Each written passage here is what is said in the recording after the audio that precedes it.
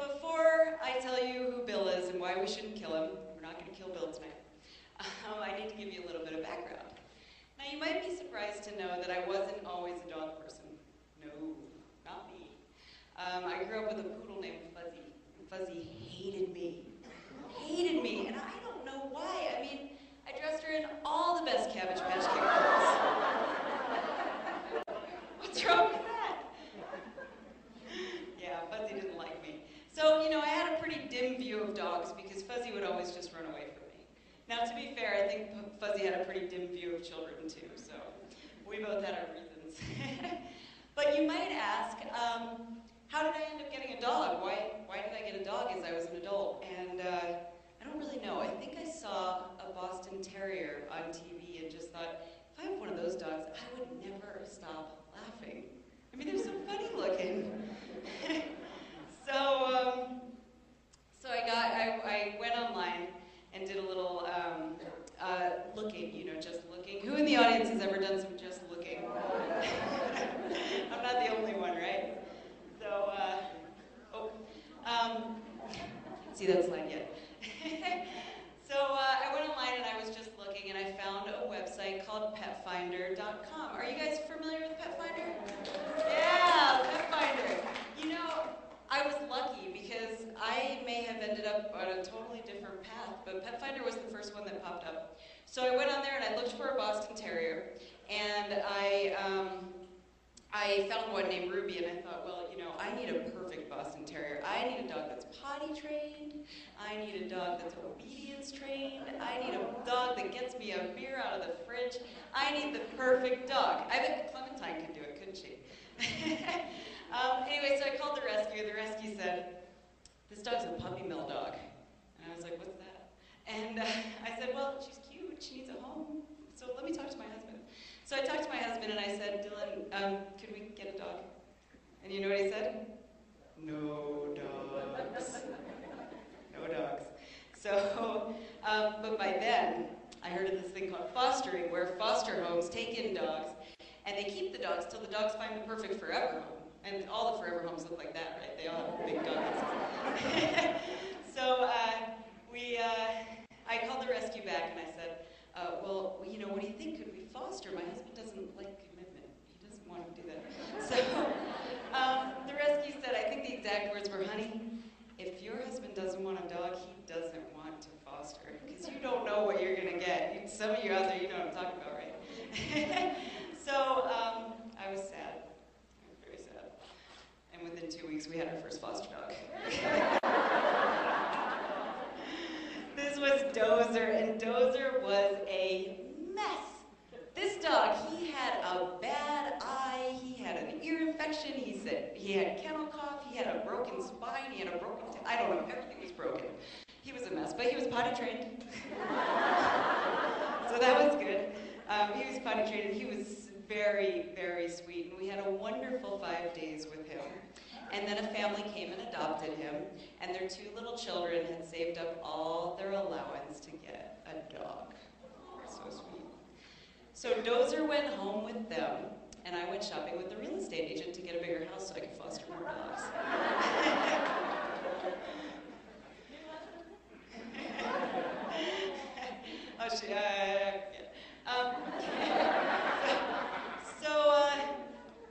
We've been fostering for 3 years now. We've since had 30, we're on our 38th foster dog in 3 years. Yay! She's available for adoption. We've had 38 foster dogs, and the thing that I get asked the most is, how can you give them up? And when I'm asked that, I can't help but think about the dog who peed in my bed in the middle of the night. The dog who ate my favorite shoes, and the dog who chewed up a book I really like. I'm just kidding, that was all the same dog. Does anyone in the audience recognize this dog? Madeline. Madeline, oh, Joe and Kim are here tonight. They know Madeline. Madeline chewed up a guitar case recently. That was a cheap one. No, we love Madeline. She's a great dog. She's just very sweet. And we invite Madeline and her brother Max back to play frequently.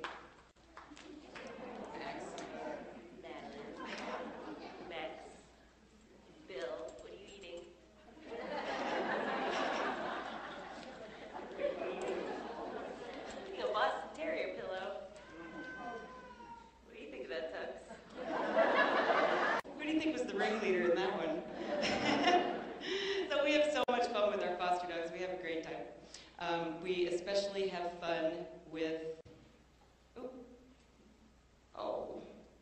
there's one we have fun with. Her name's Cherry, and she's available for adoption. Did I mention that? She's at my house right now. She's great. But the truth is, I mean, we just can't keep all the dogs. There's only room in our house for my husband Dylan and I, doing some pilots and paws there. Does anyone know what that is? Yeah, it's really neat. It's really a great way to get the husband involved. He's a pilot. We fly the dogs around sometimes. It's really fun. So my husband and I, our son, roommate, Darren, Darren here, who's been living with us for a decade. We love him. Our two cats, Tux and Chewy, Bill, and a foster dog. Seen here, ready for Halloween. Oh, here we go. Bear with my remote. Oh, here's Cherry. Here's Cherry. I know you guys, the rescuers who are here, I only made small pictures of your dogs, but this is my dog and it's my show. And she needs a home by Monday, so someone come talk to me about her. She likes to give kisses, and she also likes to cook and clean the dishes. So, anyway, back to the fostering thing. We do as rescuers get asked this a lot. This is Lucy's story from the Misslers about giving them up as a gift.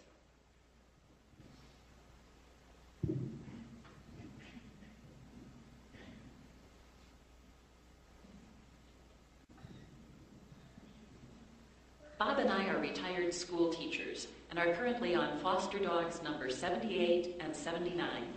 Each and every one has touched our hearts. The most common question we get asked is, isn't it hard to give them up? Of course we fall in love with each and every dog. We miss them and worry about them when they go out the door. But then we get our phone call with the first report. As soon as I hear the magic words, "We love our new dog," a smile comes into my heart and I quit worrying. If only we could bottle that feeling. It's like a gift. The following 2 journal entries highlight the reasons why we love to take dogs in and why we feel we must let them go. Jeff adopted Lucy from a family that had a child who abused her.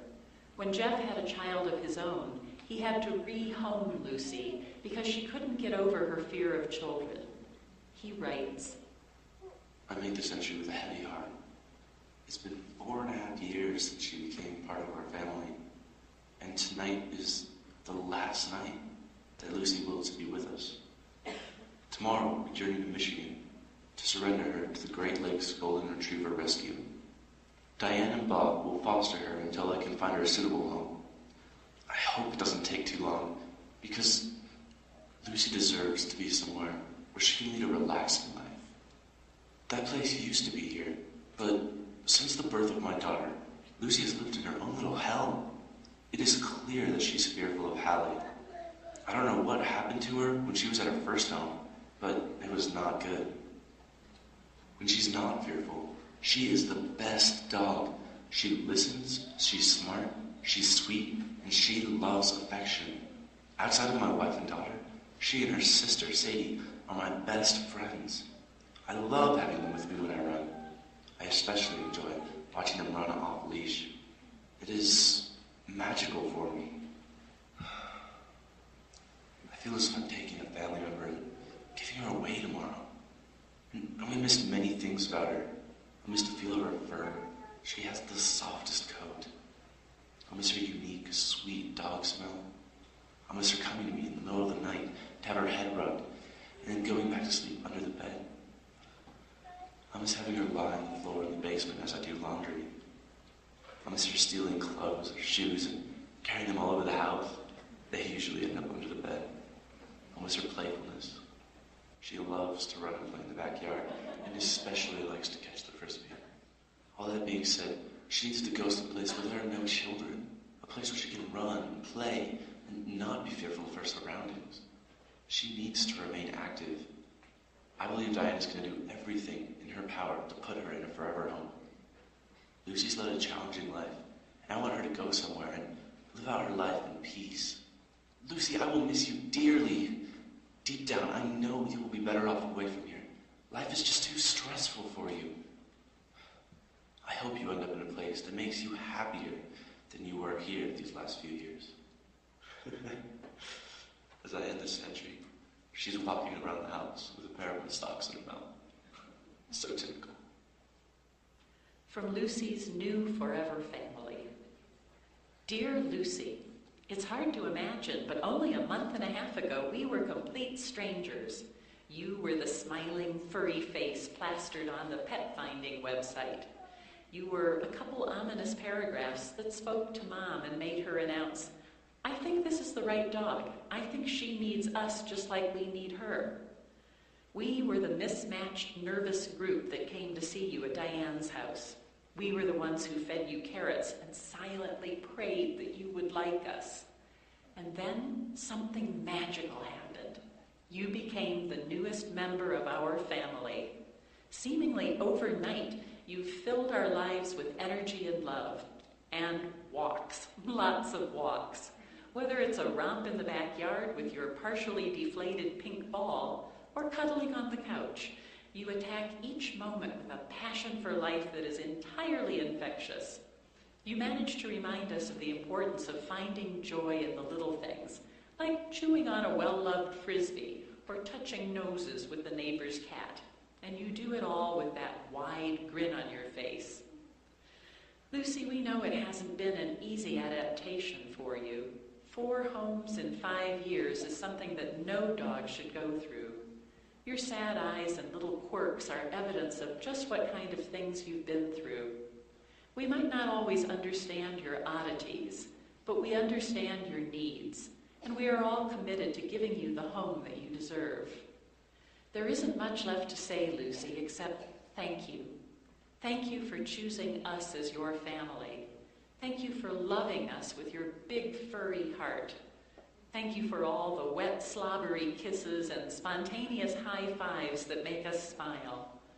Thank you for this incredible adventure that we're all in together. Love, your new family.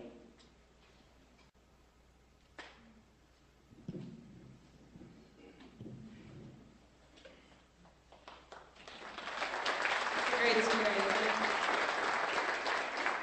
So the part from Jeff gets my heart every time, and for different reasons. I mean, one thing, he's obviously upset, you know. I mean, it's pretty awful to give up a dog that you really like, but at the same time, Lucy was there first, you know.